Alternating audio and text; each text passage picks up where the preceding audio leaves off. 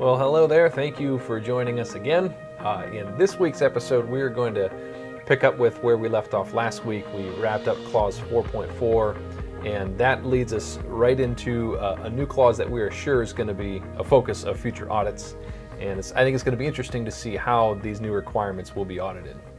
Yeah, I'm pretty curious about that myself. You know, unless they ignore some of these key clauses, the audit approach has got to be expanding. But we won't really know that until we see AS 9101 come out, which is supposed to be in November. Yeah. So what we want to talk about today is it's another clause that's undergone some major revision. Clause 6.2, quality objectives and planning to achieve them.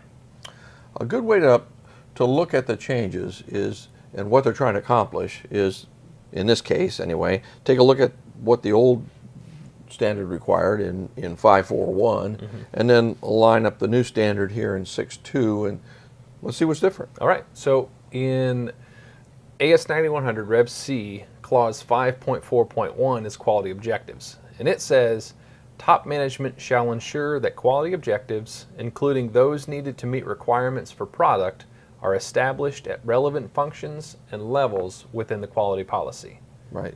And I'm sure you've noticed over the years that has been pretty non-descriptive what it means. I mean, other than the fact that objectives need to be measurable, they got to be consistent with a quality policy, and they have to be objectives that are those that are needed to meet product requirements. Explain that last one a little bit further, those needed to meet the product requirements.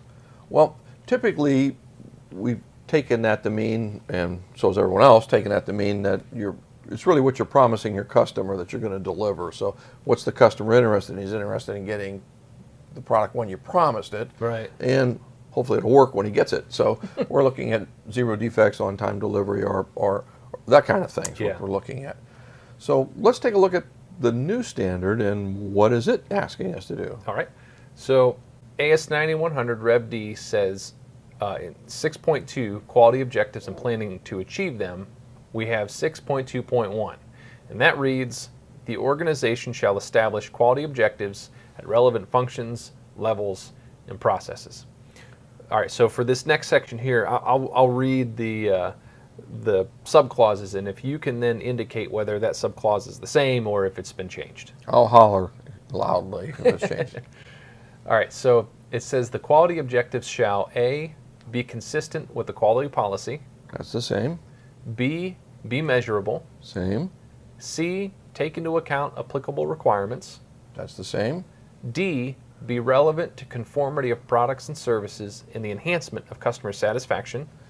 That is basically the same, talking about spelling out that you must conform to products and what customers are requiring. E, be monitored. Now that's new. F, be communicated. That's also new. G, be updated as appropriate.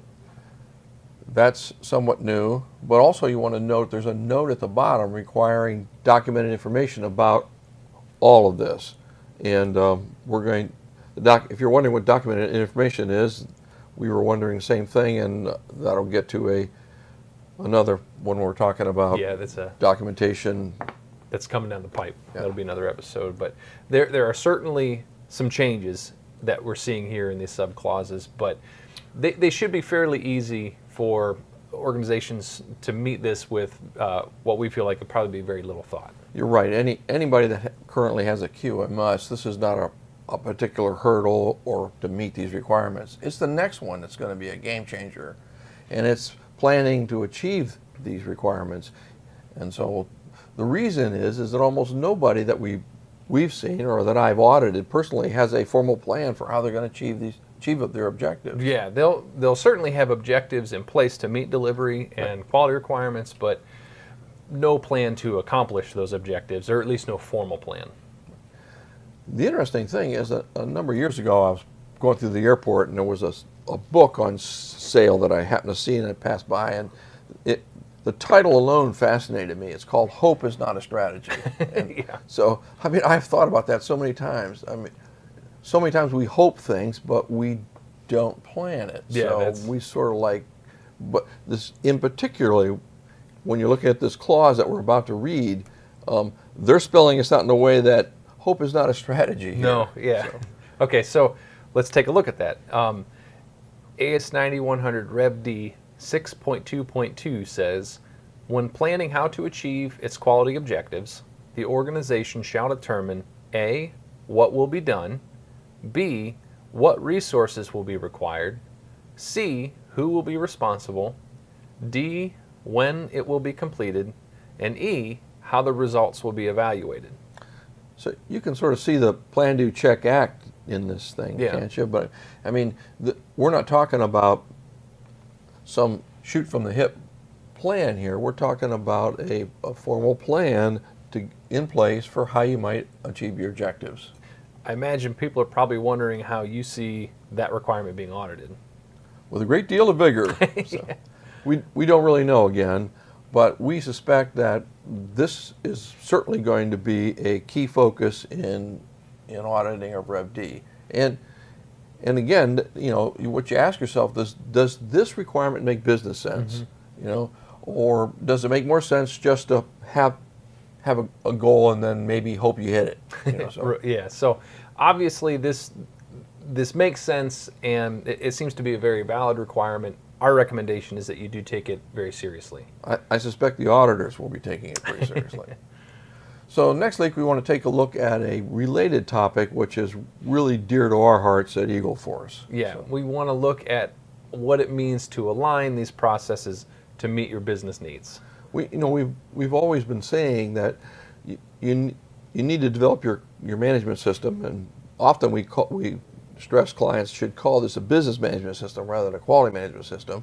But you want to align it to meet your business needs. And well, what does that mean? Yes, that's a good question, and that is the subject of next week's episode. So definitely tune in for that. I think you're really going to enjoy it and get a lot out of it. But so that'll do it for us today. As always, we invite your questions, comments, feedback here on the channel, or email us, website, whatever way is best for you. But we will see you next week, and until then, have a great week.